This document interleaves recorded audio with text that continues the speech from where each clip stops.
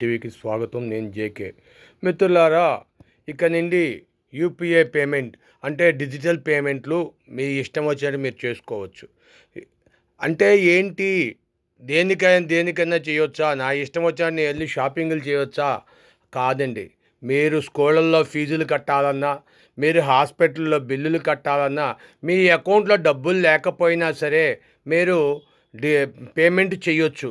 తర్వాత మీకు క్రెడిట్ లాగా వస్తుంది ఆ అమౌంట్‌ని తీసుకొని మీరు డెబిట్ మళ్ళా మీ అకౌంట్‌లో మీరు డబ్బులు వేసుకున్నప్పుడు అయి క్రెడిట్ పోతుంది. ఇలాగా కొత్త రూల్స్ తీసుకొచ్చింది ఆర్‌బీఐ.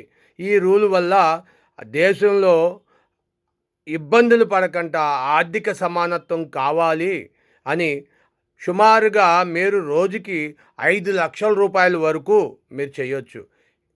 సోదరులారా, మోసపోకండి. ఇది మీ యొక్క ఆర్థిక స్తోమత ఎంతుంది అని కేంద్రం మీ ఇన్కమ్ ట్యాక్స్ హోల్డర్గా మిమ్మల్ని చేయటానికి, నల్లధనాన్ని తెల్లధనం కింద మార్చడానికే కానీ వేరే దానికి కాదు. చూసి మోసపోబాకండి. కాబట్టి మీరు అతి జాగ్రత్తగా మీ అవసరాల నిమిత్తం వరకే మీరు యూపీఐ పేమెంట్లు చెయ్యండి, డిజిటల్ పేమెంట్లు. లేదంటే మీకు ఐటీ వారి దగ్గర నోటీసులు తప్పదు. వెంటనే మీరు ఒక లైక్ ఇచ్చి మీ సమాచారాన్ని తెలుసుకున్నందుకు 10 మందికి షేర్ చేయండి. ఒక సబ్స్క్రైబ్ చేసుకోండి. Thank you for watching our channel, your channel. Thank you.